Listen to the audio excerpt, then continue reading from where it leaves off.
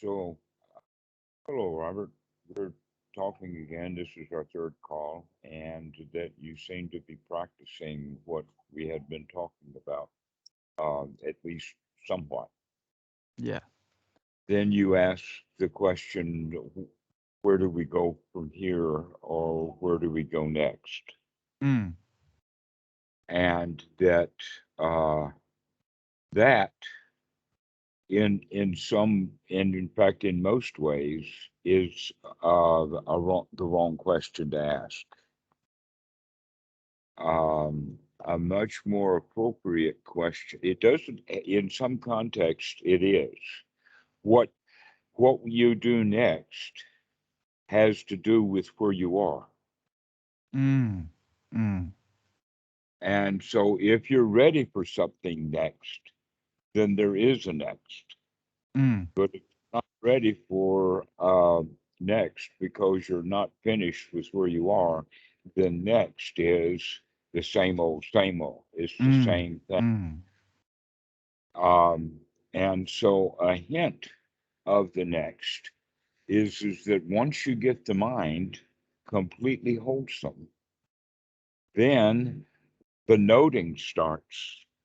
In reality, the noting starts. The real noting starts is talked about noting in the sense of uh, observing one by one as they occur a whole long list of wholesome thoughts or wholesome things to look at. However, that next is not the next. It is Mm. next. Mm.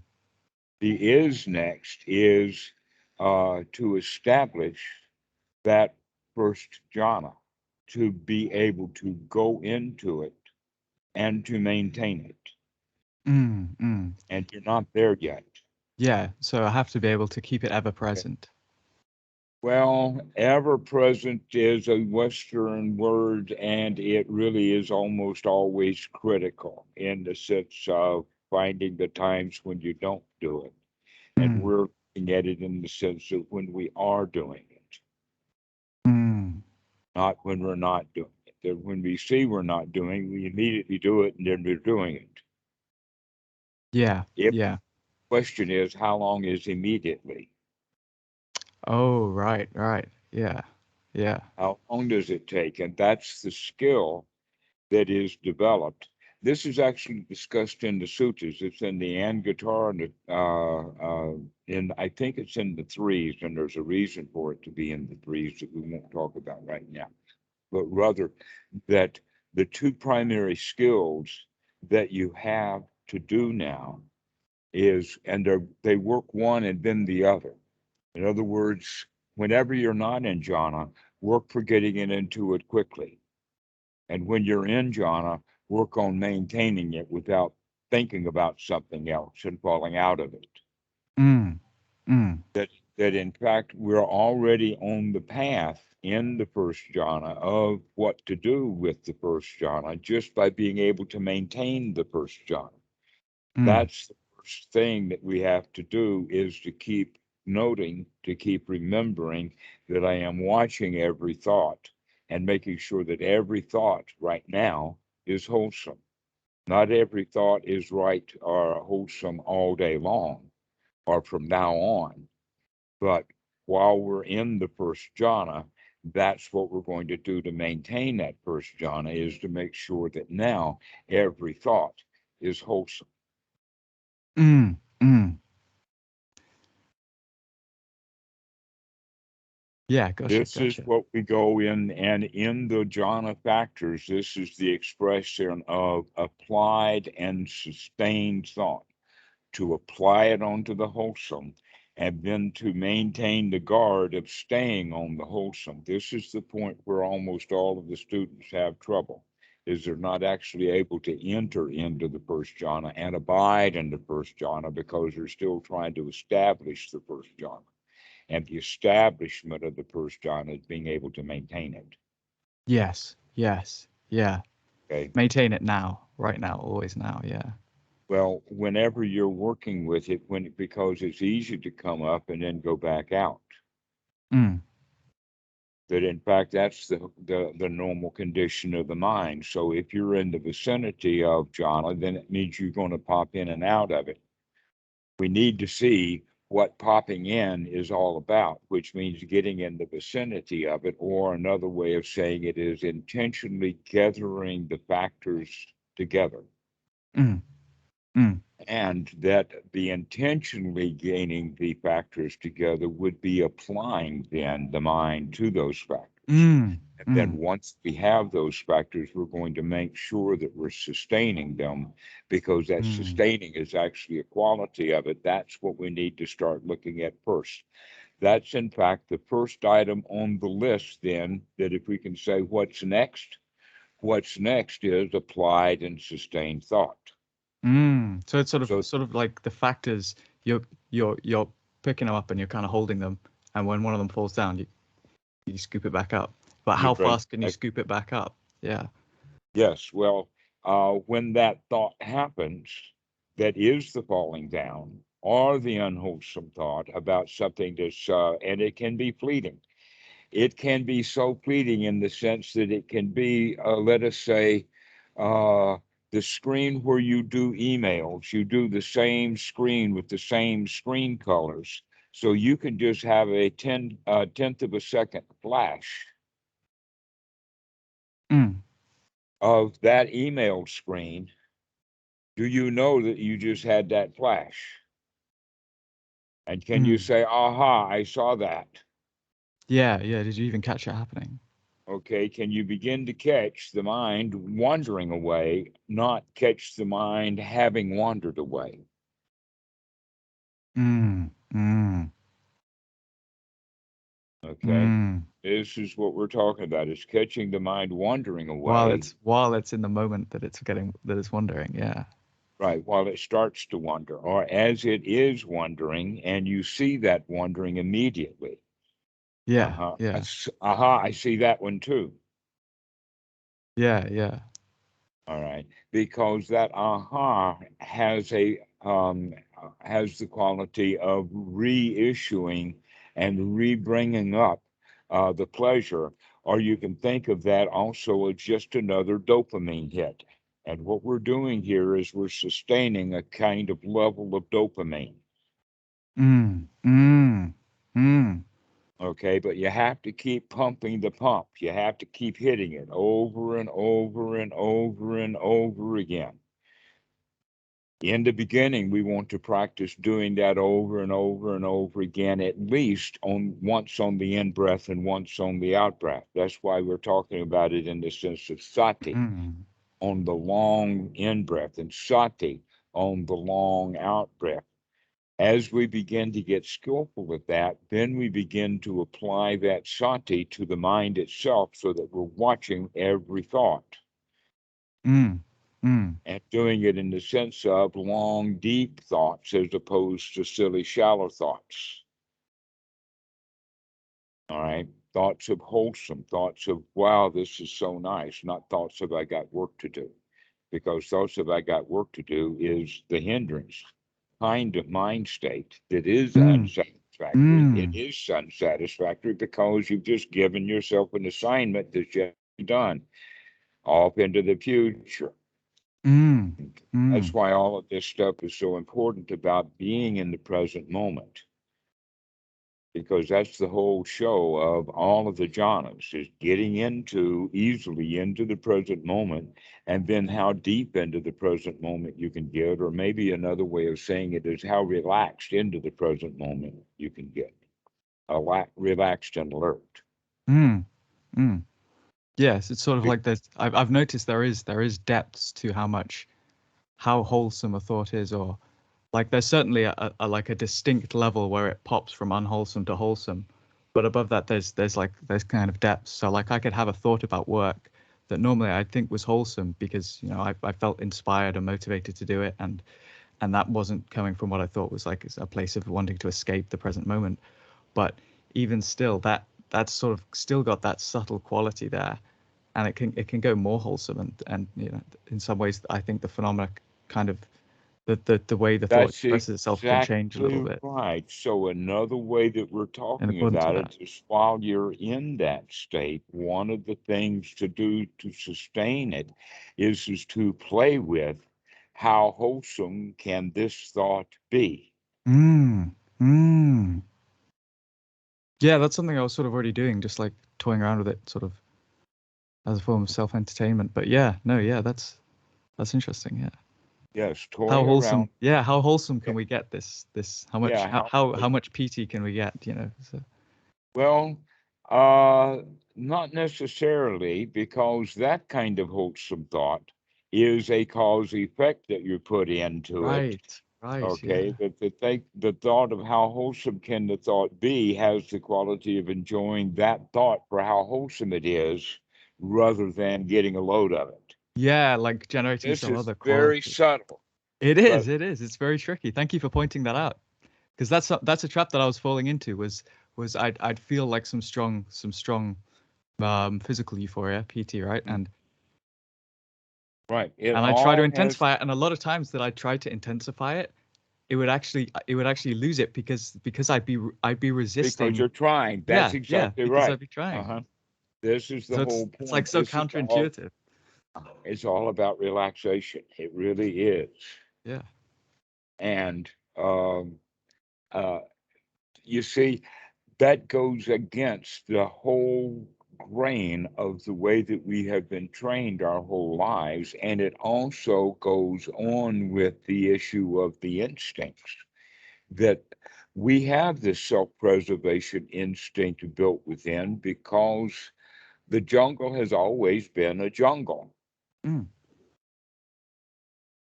But the problem is that now humanity is no longer in the jungle. They brought the jungle with them. Mm. Mm. And they did that way with their genes. In other words, our the current genes of humanity has not caught up to the level of sophistication of our civilization. Mm. And so most people who are in this civilization are not up to, let us say, citizenship grade, because they're not using their human mind. They're still stuck in their instincts as if they were still in the forest. Mm. Mm. And that instinctual thinking is the natural order of it because it takes work to use that frontal cortex. Mm. It's like an energy maintenance. Right. And Yeah. so the reptilian brain doesn't use much effort or energy. It's just kind of always there. It's been along. I mean, the reptilian brain is the remnants of a cold-blooded animal. Everything is just as it is, and then they have instant striking power, but they don't have any endurance at all. One of the things that makes a human is the fact that we can outlast things 10 or 20 minutes. I was very, very surprised at one time when I was, because of a car breakdown, Mm. I had to walk and I had to take the dog with me because I couldn't leave her in the car. This was a Yeah. Great Dane, and I outwalked the Great Dane. I had to stop waiting for her because I just tired her out. Oh my word. And Yeah. I am not up to shape, never have been or ever cared to be, but dogs just do not have the endurance to go mile after mile in general. Now, some dogs can get up to that, but your average human and your average dog now, the human cannot walk a dog because they don't have that endurance. Mm. Mm.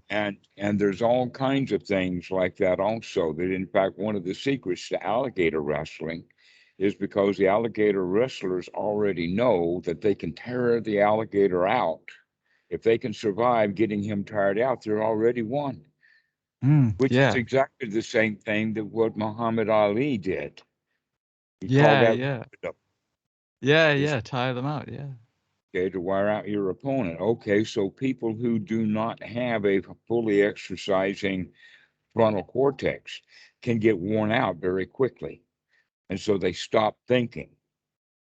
But then they don't like mathematics. For people who are curious, when they see math, they want to know exactly what that is. Am I Mm. still up to Mm. scratch on it? Okay. Yes. Yeah. I'm following you. Yeah. All right. So This whole thing then about the frontal cortex being something that needs to be exercised and put into gear intentionally over and over again so that we can take over these ordinary um, both habitual and instinctual behaviors Mm, that wind us being in dukkha all the time. And one mm, of the qualities then that we have as humans is that this is not ever good enough. We want more, we want better.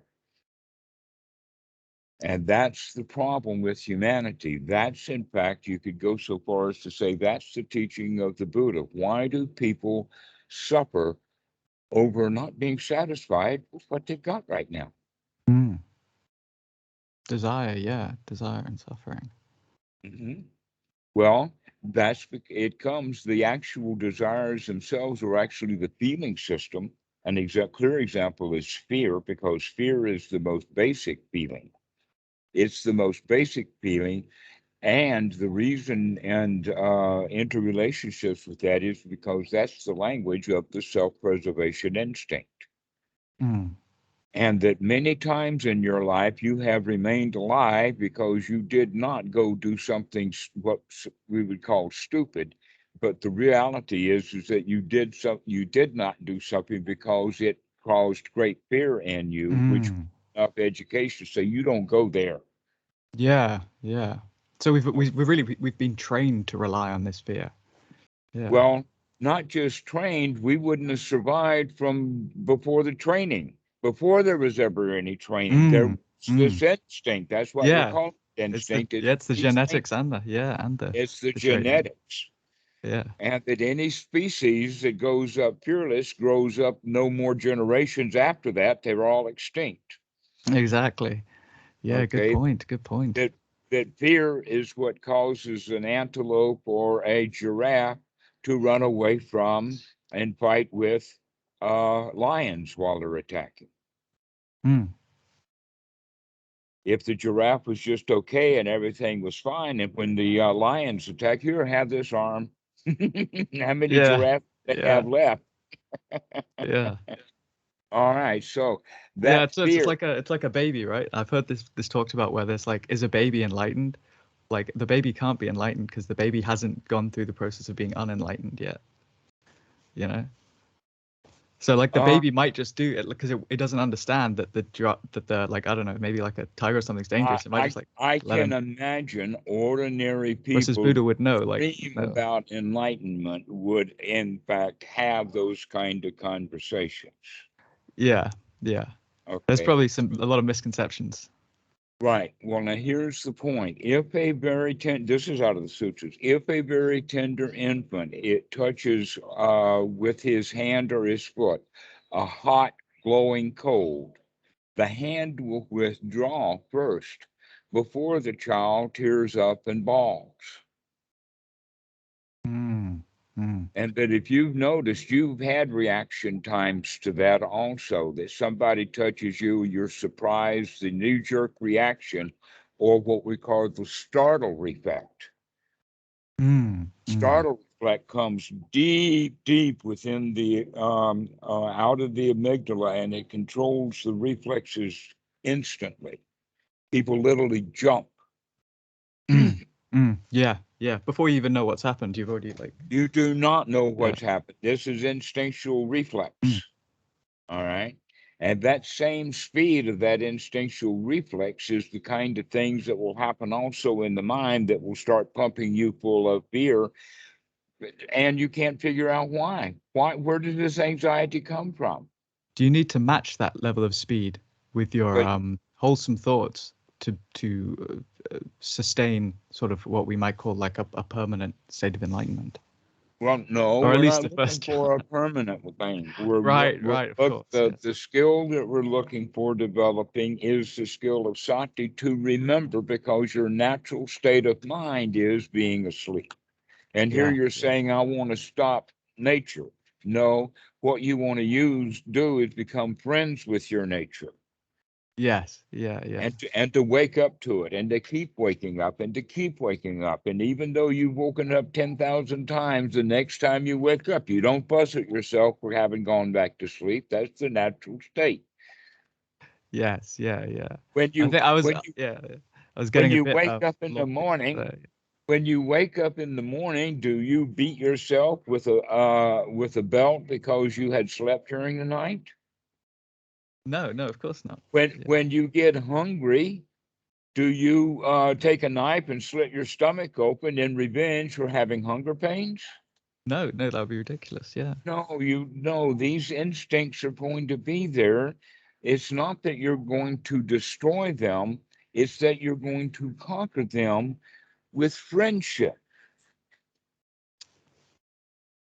I love it, man. I love it.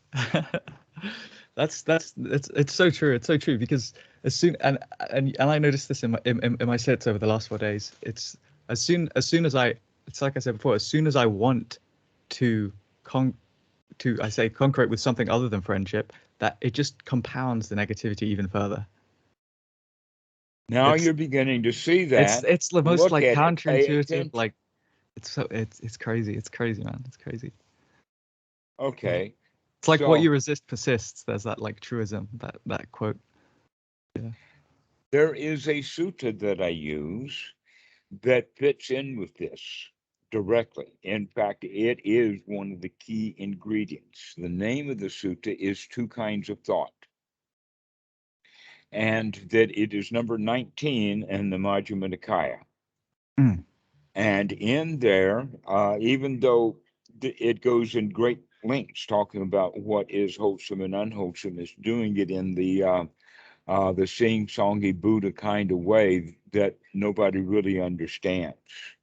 But in the sense of um, having thoughts that are not greedy, not ill will, and not, let us say, harmful, Mm. harsh. And yet, that harmful one, which in Buddhism, you probably heard of the word abhimsa, I've doing heard. harm. I've And yeah. abhimsa is to refrain from doing harm. It's used in association with um, uh, panatipata. Now, pana is in fact the breathing, and pada has to do with taking the breath. So taking some breath away Mm. is Mm. what is normally concerned with killing. That's why part of the Mm. jokes in Asia is it's okay to eat fish because fish don't breathe. And Right. That's curious. okay, Yeah. and so um, this word abhimsa or harmlessness. Mm. Be, if we're worried, we're harming ourselves. But when you hear that in the sutta, you kind of wonder what it is and keep going on without really going into the depths of Yeah. You don't what does take it in what's mean? just been said and the magnitude of it. Right. That readers are get into reading as the issue of the more they read, the better off they are. Mm. And what I have found is generally the suttas are in three phases generally. Sometimes they're in a great big two phase, and then those two phases are broken each into three pieces. Which indicates that sometimes it looks like two different sutras were just sort of jammed together. That happens. Mm. But in general, there's a beginning and a middle and an end of the sutta. And that normally the first part of it is kind of the setup or the situation or the question at hand. And then the middle part of it um, has to do with context and whatever. And then the real zinger is dropped at the end. An example of that is, I think it's number 120, where the end of the sutta, where it ends up is, he says, "O monks, therefore do not be reborn." Mm. Well, wait a minute. What does that mean, not be reborn? Because everything that we've ever heard about rebirth in the sense of the magical or Mm. the religious way is that your karma of the past determines your future. Mm. But the Buddha in this context was actually, and the people who are translating that thinks that that's what he's meant, which means that last statement, the whole point of the sutta, doesn't make any sense when you're Yeah. thinking about it that Yeah. way. But when you think about it, that when you're harming yourself, you've been reborn as one who is harming Mm. Mm. in that moment. And Yeah. that's what the Buddha is actually meaning in that sutta is do not do this kind of stuff. Watch what you're doing. Stay out of that kind of mentality. It's not over long periods of time. Another issue that's kind of amusing is that if the Buddha is talking about be here now and don't worry about the past, doesn't he mean the deeper the past, the further back it is, the less relevant it actually is? That we're Mm. maybe at the absolute immediate past so that we can see the cause effect relationship. But the further you go back into the past, the less relevant it is. Yeah. Yeah. All right. So Yeah. that It's more means that the abstracted. actual teachings of rebirth seems to have come from someplace else because the Buddha was very specific. He only teaches one thing, and that is dukkha, dukkha, nirodha. He does not teach magic tricks. He Mm. does not preach prestidigitation. He does not preach flying around or diving into the dirt. He does not teach, um, let us say, the level of stuff that Mahavir practiced. Have you ever, you haven't been to India, perhaps you've seen movies of the Jain priest, where they always carry a broom to sweep their walk in front of them, and they have been wearing masks Mm. for centuries. Mm.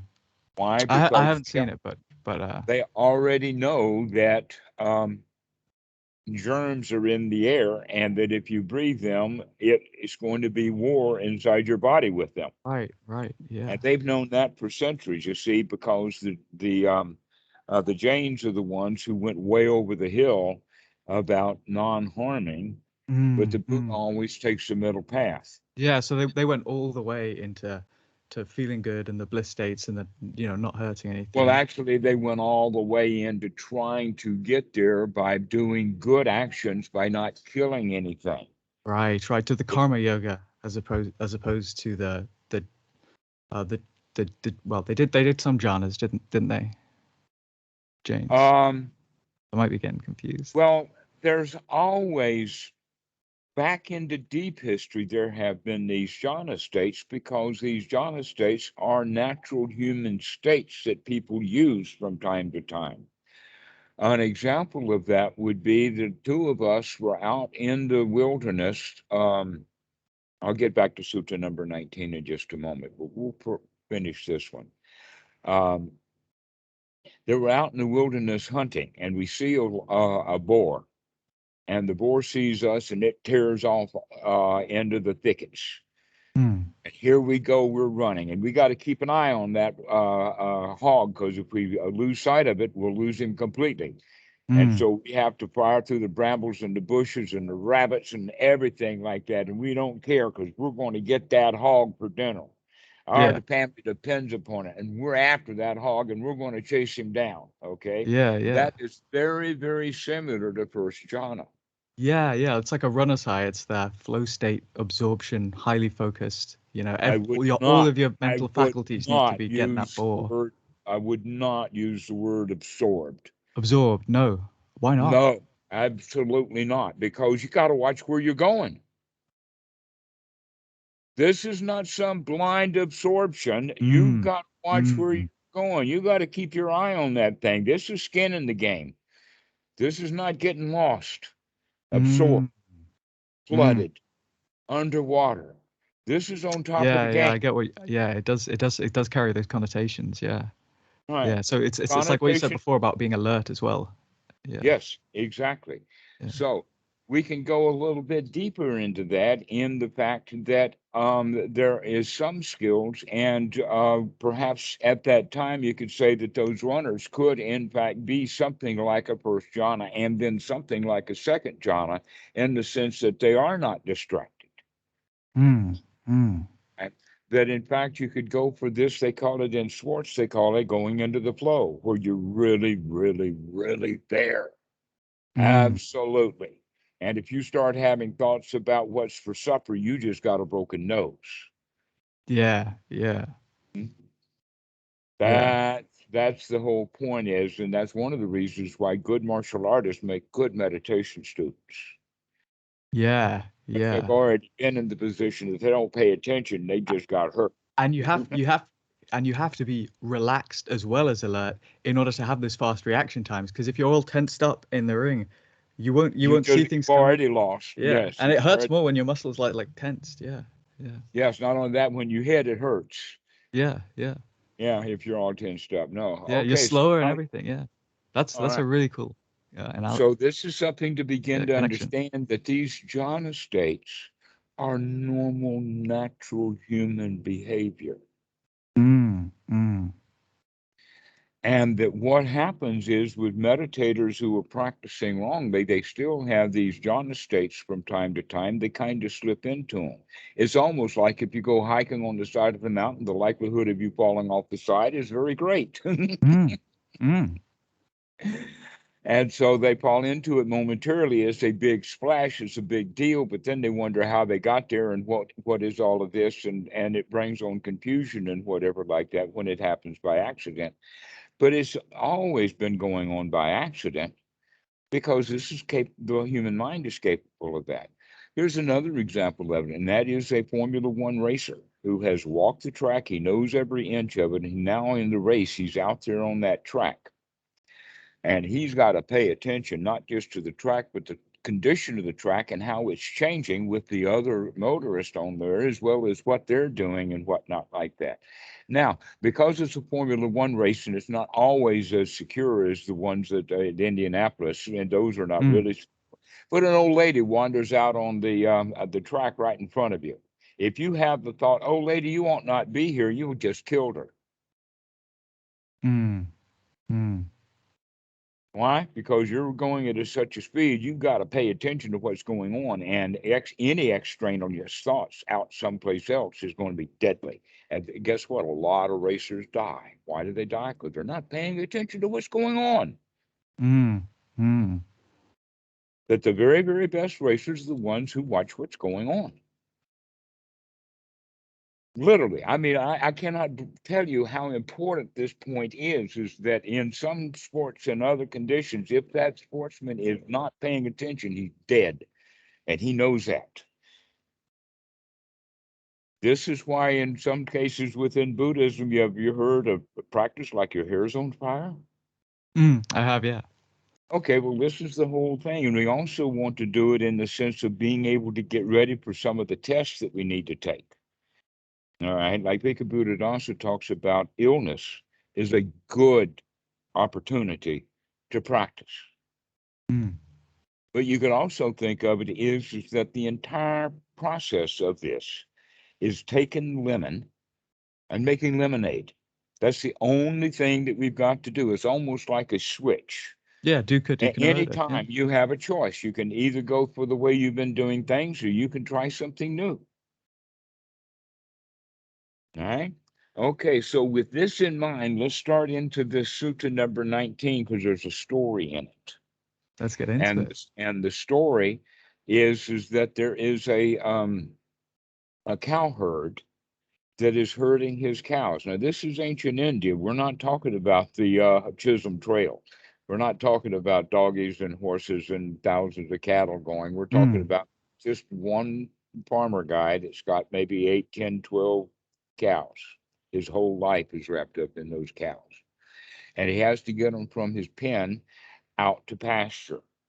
But in order to do that, he has to follow a path that goes into kind of a built up area or village where there's some food stalls, some kids playing, some stuff around like that. And so the cow herd carries a stick with them, always carries that stick, and he's going to whack a cow if the cow tries to take a piece of fruit or a carrot off of somebody's stall, or if the cows are not watching where they're going and about to trample on a kid. Cow herd's got to be right there in the middle of those cows so he can whack these guys. Because if he in fact just lets them go out into the village, they'll destroy the village. The villagers will be so unhappy with him that he will lose all of his cows. They'll take them. mm. got no choice about it. Okay, so he's got to watch where those cows are headed. Once he gets the cows beyond that place and gets them out to pasture, the cows will now be grazing. So that means that their heads are down. And all he has to do now is to just stand and watch and guard them. He doesn't have to hit them anymore. That in fact, he can go and sit out under a tree and relax and just Yeah, kind yeah. of keep an eye on them. Mm. Okay. And I think you know where this is going because it is, in fact, keeping the cows in line is when we're teaching the mind to get out of the hindrances, that every hindered mind is like the cow uh, stepping on something that it ought not be stepping on, or grabbing something to eat that it ought not be grabbing for, or whatever like that. And Mm. so Mm. we want to have the kind of quality of being able to whack the mind. This is also the quality of, aha, I see you, Myra. It's like whack. You're not going to get Mm. that. Mm. Oh, you stay on this path, doggy. Okay. That's the way that we look at it, is that we're going to work so that we get every thought, step at a time, wholesome. And Mm. so the And whole I know what you mean with the whacking analogy, because it feels like work in the beginning. It feels like Mhm. you're hurting yourself, the cows. Yeah. Right, it does, because we've never actually taken control over our thoughts before. We just kind of let them happen. Um, that even when kids are learning mathematics, they still don't have that quality of grasping a hold of the mind, of controlling the mind, of seizing the mind, or in this case with the cow herd, whacking the mind. Okay, straighten up, boy. Mm. Okay. Mm. Stand up. Let's go. Okay. And so it's a kind of a get up and go quality of the right effort. And that the curious part is that enthusiasm has a whole lot to play with it. That if there is no enthusiasm, then the effort is great. Suppose the cowherd really doesn't want to go out today. Mm. Mm. Then not only does he not hit the cows very well, but they don't behave very well either. Yeah, yeah. He goes out when he's on top of the game. All right, today, cows, we're going to do this thing. Yeah, yeah. The We're cows going kind of to, respect that. Yeah. yeah, exactly. Well, so does the mind. This is why the attitude is so effective in there, and that attitude is the sama sankappa that's on the path, uh, and so the are actually part of the practice. And so we could say then that the whacking of the cows and keeping them in line is gathering together the factors of the first jhana. So that's the work that we have to do, the applying of the mind, or the Mm. skill Mm. of the development of getting the mind into first jhana means that we're going to be doing some whacking for a while. And is that what right effort is really referring to then? Exactly. Right there in the Mm. sutras, it most specifically states it that way. Yes, Brilliant, that brilliant. one's right effort is to remove unwholesome thoughts and place wholesome thoughts.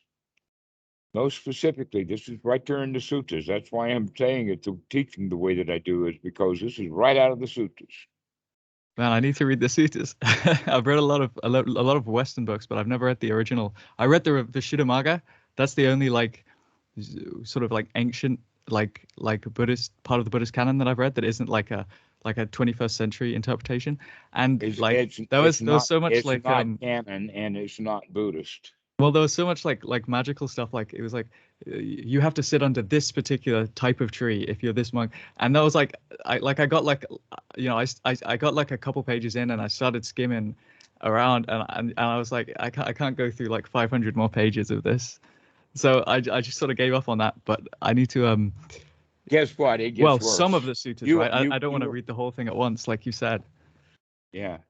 It gets worse. Oh man, yeah, But let's not do Visuddhimagga right now. Let's yeah, stay with what's more absolutely, absolutely. in line with the suttas. So, as the cowherd gets out of town, out of the village, he heads towards the pasture, probably rice fields where it's got a lot of stubble as well as chaff. So it's Mm, plenty enough for the cows to eat.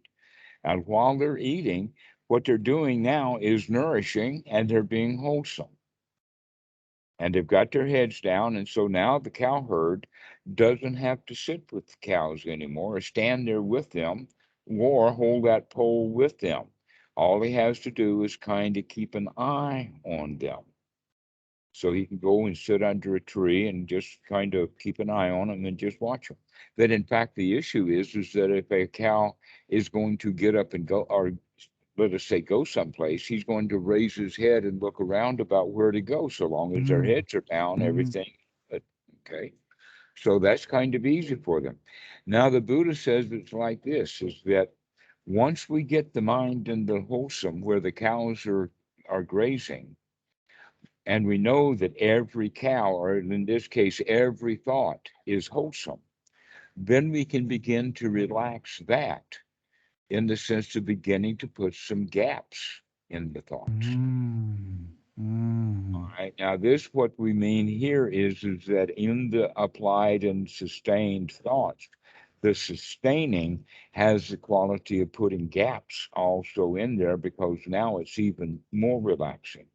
mm, Or another way to say it is that now we have a whole lot more thought moments that are not dialogue or vocabulary, but now we're spending more mind moments on investigating of the actual feelings that we have already started to manipulate and take control over with the applied and sustained thoughts of the wholesome thoughts and getting ourselves into a state of sukha.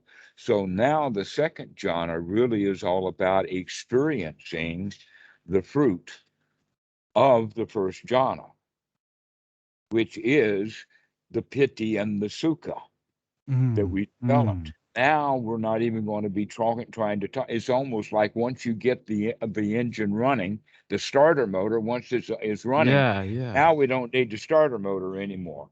Okay, so yeah. we It's don't like need the whole. it's like I like the analogy of like a snowball. Like once it gets big enough, it has its own momentum. It carries itself. Exactly so. So this is what we mean then by once the thoughts are all wholesome, Mm, which is a training process. This is, in fact, the major training. One of the ways that I talk about it is imagine a violin that's got four strings, first, second, third, fourth. You know what I'm talking about. mm-hmm, In order to play one note on that violin, you have to have the violin. You've mm, got to have mm. the neck and the curl and the bridge and the stops and the body of the nuts and one string. So that's like what all that you need to do for the jhanas. You need to do all of that in the first jhana just to get one string going. After that, adding string or two or three, easy peasy. Yeah, yeah. It's nothing like building the whole. Yeah, yeah, Exactly. yeah. Holy So string. more than Yeah. 90% of all of the work and effort, in fact, in regards to right effort, the only time there is any effort is getting into first jhana. After that, now the effort is to stop efforting, Yeah, yeah, yeah. slow the thing down now.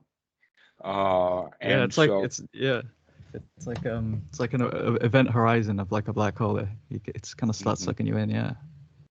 So in this state, what we're doing is beginning to add gaps. Now, a normal meditator who falls into one of these states, but he doesn't really have control over the mind so that he has wholesome and unwholesome thoughts, any unwholesome thought that comes up is going to not only throw him out of first, second jhana, it's going to throw him out of first too, and he's back into ordinary mind. What Mm. we're looking for is the development of the first jhana so that when we fall out of second jhana, we fall back into first jhana, not back into self-flagellation. Mm. Mm. This is again why first jhana is so important. Yeah, we But don't also skip all the way back. remember, Yeah. right, right, that remember that one of the qualities of the first jhana already developed is sukha. You're Mm. already out of dukkha when you get into the first jhana. Yeah. In Yeah. fact, the rest of it is not necessary. It's just an interesting trip. I love that, man. I love that mindset. That's like the exact mindset I use in my practice to like get into the first jhana. It's like treat it not as like you're going somewhere. just treat it as like you're just enjoying like the scenery. Yeah. Right, Yeah. because all we're going to do is just It's build just on for that fun. Yeah. joy. The things that things are just going to get even more satisfied, just Yeah. more relaxed. But also the relaxation has to do with the sharpness of seeing what it is to relax. And so next time we'll talk about going into Paticca Samuppada backwards in the sense of where all of this takes us. And also in regard to the actual question, what comes next? So the correct answer then to start off with is that in First Jhana, everything that you need to do is available in First Jhana. But when you're doing it, you're in one of the higher jhanas in order to do it. That's All very right. interesting. Everything's So, available to you when you're in first jhana, but when you're right, doing everything is available to you in First Jhana, and paying attention to that particular item is what carries you into the higher jhanas. Okay, so when we take our attention away from applied and sustained thought in First Jhana, then we start paying most attention to piti and sukha, most specifically, wow, how good this feels. Wow, this is really nice. That's the second jhana. All right. The analogy of it is, in fact, I'll go ahead and give you the analogies. We'll take a few moments to do that. The first jhana, the analogy is bath powder. But my grandmother made biscuits, so I use the biscuit making thing. And that is, you take the flour, and then she would take her fingers and dip it into water, and then sprinkle it with water, so as to not get too much, just enough, so that when you bring all of this together, that you have a ball of dough, that there is no place in that dough that does not have the moisture, so that there's no white spots or ridges or things of dough that hasn't been absorbed with the water, nor is it dripping wet, that you can't squeeze and get any water out of it. So there's in between place where there's just enough water, and that this is the analogy for the first jhana. Now, the water that we're sprinkling on is all of these wholesome thoughts that we're putting into it. And we keep bringing the wholesome thoughts, and so that all the dryness of our life becomes like excellent gooey dough. And mind yeah. becomes malleable. Yeah. Okay. Doesn't blow away in the wind. Yes. That's an amazing quality right there, is that it doesn't blow away in the wind, because the mind is settled. It's settled into the first jhana. Yeah. It's on guard. Sometimes I like to sort of rephrase things just for my own understanding. I've done that like a lot of times, and also it kind of communicates to you, like, hopefully I understood what you said, you know. So like a way that I was kind of conceptualizing what you said there was, you're making the mind malleable. It's sort of like, you're malleable means like you're more able to control it, and you're more able to control it because you like don't care as much, you know, in an attachment, like you know, in an emotional attachment sense. You don't care so much about being able to control it, but that is actually what allows you to be able to control it. And that's sort of another way to Well, that's that I would because think all of of the your first thoughts have jhana. been making it really gushy. Yeah. But heat makes it all dry back out again. So wet, gushy thoughts will help bring the mind together, so that it becomes like that. Okay, malleable. And so then the analogy for second jhana is one that I really, really like, because I've actually had one. And that is, the story is, do you know what an artesian well is? They're also called springs, where water just springs up out of the ground. Yeah. It's I've normally seen at this. the Yeah. foot of a hill, and sometimes in Hot certain springs. Yeah. seasons, it's quite a gusher. Yeah, sometimes they're hot. Sometimes, like geysers, will sometimes just have hot water. But we're talking about cool water that's groundwater. But because it's elevated, the water table up here, and then the hill comes down, so that now the water springs up. So even in the time of the Buddha, and the farmers who can find a place like that will dam it up, put a pond there Mm. because of this, because it's also generally sometimes seasonal. Not all year long does that happen. But Mm. I had spring in the backyard of the neighbor that I lived in Oklahoma, and then later I lived in Sherrill, South Carolina, where the farmer had quite a nice little pond that Mm. was like Fair this. enough. Yeah. So this is the thing, that in the sunshine, the top of the pond gets warm. The surface water gets warm, but it doesn't go all the way down because of not only the ground temperature, but because of all this gushing water that's coming up Mm. from below. And so the swimmers like to go down and swim in that turbulence because it's really exhilarating. Mm. Mm. Yeah. Okay. And so this is the analogy of the first jhana is that when you get that piti going, it's just like all over the place. I mean, it's just Yeah. how Yeah. good can you feel? And Yeah. so that's the second jhana. Is this feels so good that you're just really into it when the full-blown second jhana. It's not just the focus of being in the flow like the sportsman, because the sportsman, he's in danger. This is this is completely opposite of that. It's like how good and how focused can you feel when you feel absolutely the best that you can possibly feel. Mm.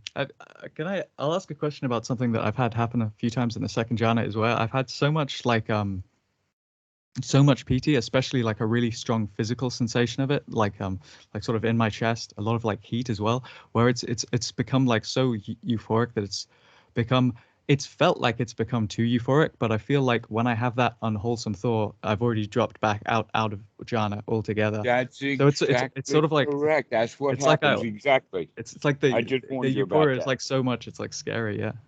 Yeah. Yes, and in fact, that's exactly what happens. And so, if you're going and progressing correctly, then the way to go is into first jhana. Or if you're skilled in meditation, you can either go into third or back into the first jhana. Mm. But the beginner, when he's in second jhana, he crash lands. Yeah. Yeah. You can't handle it. And so in the third jhana, what that means is to take the focus off of the wowness of how good it feels into the relaxation of how good it feels. Mm. Yeah, but you have a really good way of explaining these. It really simplifies it. But it's in the Yeah. sutras, it's right there. I mean, all we have to do, I because should have in read the fact, suitors. all Sorry, right. Daniel. So but in the second jhana now, we're mostly focusing on the piti, but we can see the piti in the first jhana. It's when we really begin to focus on it, and taking the piti as the object of meditation is when there's no room for thoughts anymore. I don't want to describe this. I just want to have it. Mm, mm, All right. And so as we then take on satisfaction again, rather than the wow of how good this is, but rather, wow, this is just so nice. Because that's the sukha that's of the quality of the third jhana. And the analogy of that one is the lotus that's either in a pond or in a moving stream. But when it comes out of the mud, it rises up and the lotus flower opens and it's not wet. In the second jhana, it's like the piti that we're talking about is the wet, the juicy. But when the flower comes in and blows, so you can say now the third jhana is really like the flowering of how nice this is. mm. And it comes out of the mud and out of the pond or out of the flowing stream, and the lotus opens. And so the fourth jhana is defined as a shimmering, like imagine a white sheet that you put over the body so that the body becomes indistinct where you are and what you are. Then sensations that occur will be that you feel 40 feet tall or like you're flying through the air. That in fact, it's in that fourth jhana where the mudra of touch the earth becomes useful, where you're resting your hand on the right knee, but you do it so much so that you can actually touch the ground with that middle finger, just to remind yourself that yes, you still are on the ground. That's Mm, the only thing mm. you have to do. The only movement that you make in the fourth Yeah, jhana yeah. is that touching to remind yourself that you are not flying through the air, that you are not 75 feet tall, that you're Man. not as big as a skyscraper, and that these are all misperceptions of the body itself. Because now what we're at that level of beginning to see what perception is really all about. So in the fourth jhana, that's where we have the descriptions of these things, of various what we do. Like an example is um, at the point of experiencing neither perception or non-perception. What that means is that you watch the consciousness trying to go into perception. That in fact you only can see consciousness itself by perceiving it. So it's turned back around on itself rather than going down the merry path. This is why it's very subtle and difficult to talk about. But also, by doing this, we're changing the way that we do normally go in sequence. And that because we're not perceiving things, that means we're not telling ourselves any story, nothing is contacting us, and there is no feelings left. Not even the Mm, feeling of the sukha. Now, this is what we mean by real equanimity at that deep level, is when really there is no place to go. There's nothing to go anywhere, mm, but it's still mm. sharp. Okay, so we'll talk about that kind of stuff at a later time. Right now, what you Absolutely. need I to mean, start. I'm still in the first jhana phase, you know. I haven't even got that. Yeah, Mhm. that's no by no means, you know, So stable. all of this stuff is well documented, but the important point is that the path to enlightenment is through the first jhana, and that these other things are just kind of natural progressions of what do you do when you're in first jhana. Yeah, yeah. All right. So the next thing Bonus that features, can, yeah. all right. So now what we've talked about is that we've talked about applied and sustained thought. We've talked about piti, we've talked about sukha, and we've talked about equanimity. Now let's talk about some of the other things that we can take as objects of meditation. All right, are in fact the path factors themselves. Ooh, How exciting. is my sati? How sharp is it? How sharp is it? How Mm. fast is it? Am I really paying attention to things? Okay. The next one on that That's a list good would one. Very be, energizing. Yeah. yeah, okay. How is my investigation? How is my discernment? Am I able to see what's wholesome and not wholesome? Can I tell the difference between it? Let's look at that. Because right now in the first jhana, of course we can. It's when we're off someplace else that we have trouble making that distinction.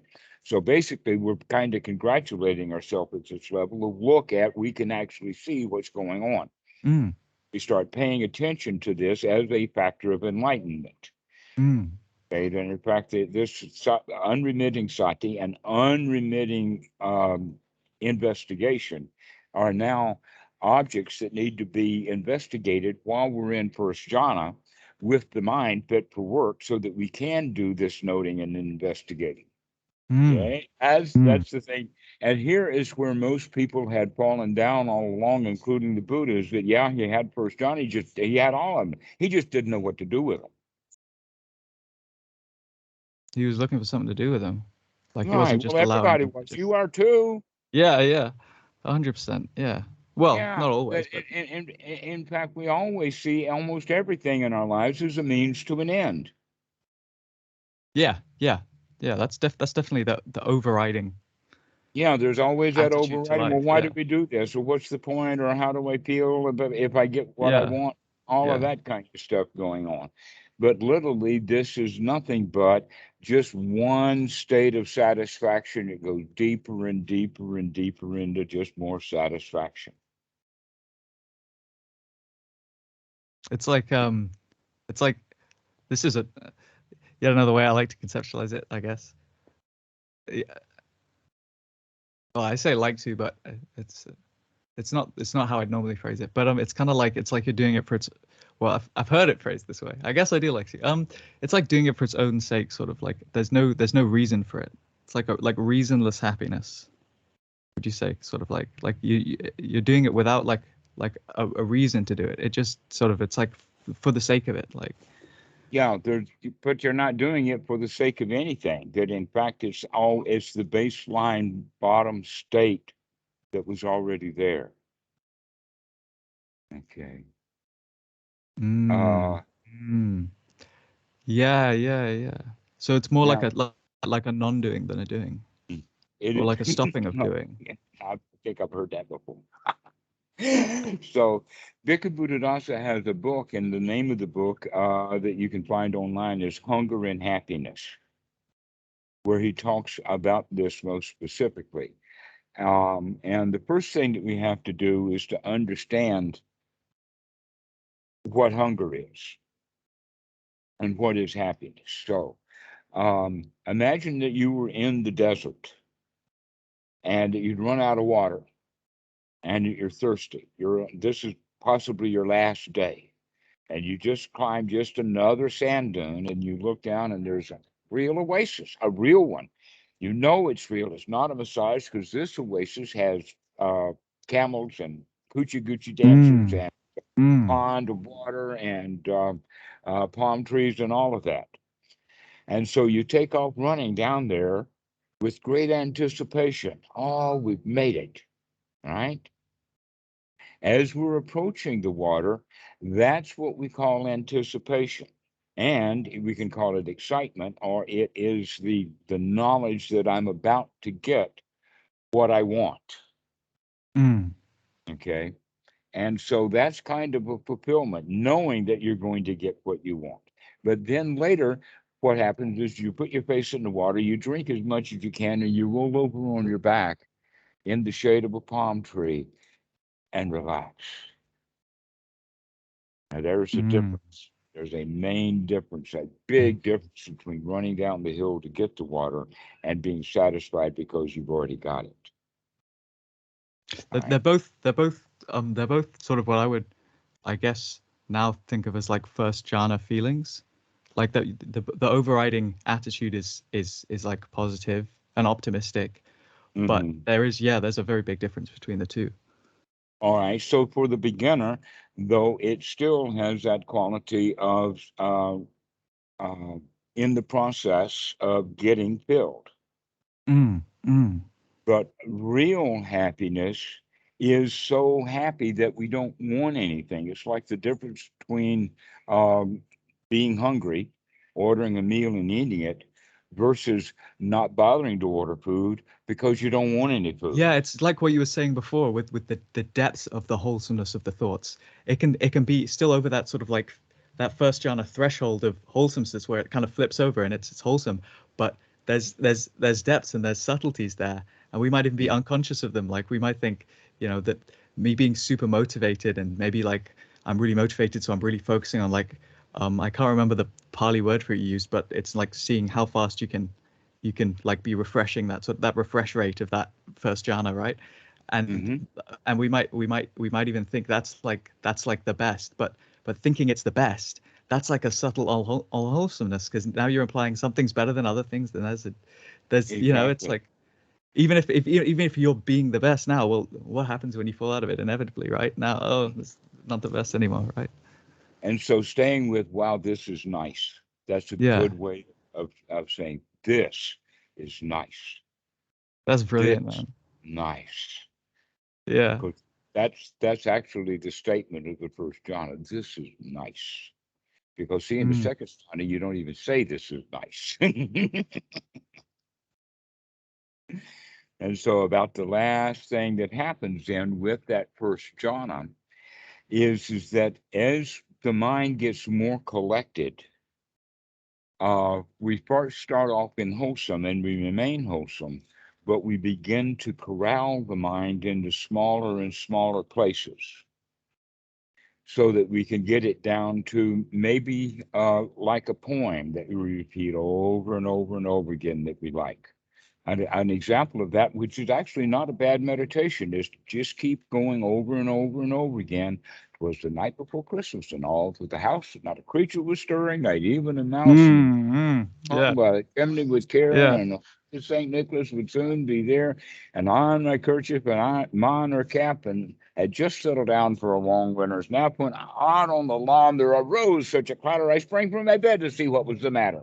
Okay, now I'm going to cut it off there. I can go on with it, but let's stop, because there's other things that we can say, and one of them that is often used is Ipitiso Bhagawa Araha Samma Sambuddho Icha Charana Sampano Lo Gapitu Anuttara Purisastamasa Deva Manusanam Buddho Bhagawati. And so that one's another one. Now, and we can get it in a sing-songy way, because those kind of things are long enough. You have to keep thinking through and keeping your mind on it, and do Yeah, it over it gets and that over and momentum with it. over and Yeah. over again. Yeah. And so these are very good things that get the mind right into first jhana. And Yeah, it's you can satisfying just, as well when it's got like a sing-songy oh, kind of it's tone. just Yeah. so Yeah, you satisfying. get In into fact, it. It's really encouraging for the mind. Yeah. when you saw. Yeah, yeah, man. I was getting into it too. Okay, so Yeah. then as we do that, we begin now to get the mind so that it's only on that one little point. We can then go down to a mantra length, so that we're just repeating the mantra over and over and over again, but we do it with the same joy, the same gusto, the same wow, this is really great. An example of that would be Bu on the in breath and Do on the out breath. This is from Northeast Thailand. Budo is the mantra. But that's the only thing that we've got. That's the only thought that's left, is the thought Bu on the in breath and Do on the out breath. Now the mind is actually quite stable. That's almost to the point that the cowherd has now put the cows in the pasture, and it's time for him to go sit down. Because if you can go for Bu on the in breath and Do on the out breath, and then let that out breath extend, then you don't say Bu on the next in breath, you leave it silent. And when that happens, wow, how nice it is. You can actually stop the mind. In fact, almost every time when somebody goes into second jhana, the first thing they do is pop right back out of it so that they can congratulate themselves. That's it. That was my experience, man. That was my experience. I was like, I was the first time I got second jhana. It's kind of a funny story actually, just because it's so like it's I don't know if it's a cliche, but it sounds like it could be. I just had like an emotional meltdown. Like I was really tearing up and stuff, because I was dealing with like some mental health issues, and I was like, and I really wanted to like get like spiritual enlightenment, like the final enlightenment, so that I could just like, you know, not have to do anything and exert any effort for it, right? Yeah, And guess it what? was You didn't have to I'd do given up on anything, and that. you didn't need any And enlightenment. You could have just sat it was and right quit. after I'd had this like meltdown so hard that I just like completely gave up on my like dream at the time of becoming enlightened, that I actually got like a second jhana for the first time. And what it was like, I went in and then I popped back out, and I was like, that's crazy. I wish I could go into that, but I could still be me while I'm enjoying it, you know, instead of like losing sort of my sense of self so significantly, like such a huge portion of it. Well, actually, one of the best ways to understand self is by noticing the difference between these jhana states, which has no self in it, it just has experience, and the ordinary state, which has the subject of self, is because it's the self that does the suffering. If there's no self, who's going to suffer? You can almost think of it as dukkha needs a bucket to be carried in to get here. That is what They go hand in hand. they are the same thing. Here's another way of saying it is that if you are, or if someone is clinging to something, the clinging requires a clinger, as well as that which is clung upon, which we call the Klingon if you're into Star Trek. Yeah. So there's the clinging, the clinger, and the cling on. And we cling on to things Yeah, yeah. by the self. The self is what does the clinging. That's the arisal of the self, is that which is created in order to do the clinging, or Someone's got to that be which is exerting that painful effort. Yeah. right, right. It's the me that has the pain. Clear Mm. example of that. You look out the window and you see a fire and you become curious. You go look and you see it's a car on fire. And then you become more curious. And then you see it's your car on fire. And now it's not curiosity anymore, it's panic. Mm. Mm. It's my Yeah. car, my Yeah. car. And so when that self comes in, that's when the pain comes in, because it's the self that has the pain. And we have been creating that. Another way of saying it is that the self preservation mechanism is kind of like a jack in the box. And when the button is pushed, the door opens and out pops the self. But it's Yeah, not it's there like all the time. like a little reaction. Yeah. Yeah. Yeah, little triggers and then the thought pops up. It's like, oh, yeah. Yeah. And so Oh, it's too much not. pity. Whoa. It just like pops his head out. Yeah. Yeah. So we do that. We create a self. And you can begin to watch that happening. But it is better if you can watch it happening from the first jhana, because that is, in fact, the development of the first jhana is watching the stuff come up as hindrances, the selfishness. Mm. Mm. Mm. So, in the sustaining of the first jhana, that's when we actually, by failing to maintain the first jhana, is when we actually get our education. Because still the mind is so sharp that if you see what happened, we went down a rabbit hole. But now we can see the going down the rabbit hole rather than having it blindly. Mm. Mm. And then Yeah. we say, wait a minute, I'm not going in there. Yeah. Yeah. Pull it back out. Or you can get swallowed into it. But this is part of the skill that is developed of this applied and sustained thought, or being able to sustain the first jhana. Mm. It's And it's kind of like it's I kind of said, it's kind of interesting because it's almost like the way you get out of it's kind of like the same way you got into it. I don't know if you've heard of the like don't think about pink elephants. Like it's like a phrase. It says don't think about pink elephants, and then all you can think about is pink elephants. And so it's similar. It's like don't think about like like suffering or something, but then all you can think about is suffering. But now you're mindful of it. You're seeing it every time it's happening, right? well, actually, there's even a better way for the teacher to do it, and that is the elephants aren't pink. That you're the one who sees it pink, and you just saw it pink again. Oh, I know. I did. But don't see it pink. Oh, the elephants are not pink. I'm trying to force them gray. Yeah, they keep Okay, flickering back and forth. well, Yeah. that's the mind. It comes and goes like that. Okay, so begin to see it that way. That's why that kind of phrase is there, is so that the person who's listening to that can recognize that yes, they did think about the elephant, even though they didn't want to. They they were coaxed into it, or that it was a hole that we fell into, or so. Mm, mm. There But was some now, slipperiness to it. Yeah. so we can now see that process and begin to see that imagery as it pops instantly into mind. That in fact, how quickly can you pass back and forth between gray and pink and gray and pink and gray and pink and gray and pink? It's kind of it's weird because I've tried to do an exercise like that before. And sometimes like I guess the I would think I would be getting faster, but it gets to a point where it like it kind of like the more effort I apply, kind of like it's like Oh, but you it still clogs wanting the something gears out of it. I'm and just it'll go even playing that slower. mind. But the point that I was making is get a load that you go, the mind flips back and forth, and here you are trying to get something out of it, making it faster or something. Yeah, yeah, yeah, yeah. Like as an Okay. exercise to like see how fast I can notice like two, Well, like two sensations at once, or like because it seems to flick back and forth, right? It's like it's like something gets stuck in the cogs a little bit. If I don't know. There's like a point. It keeps happening though.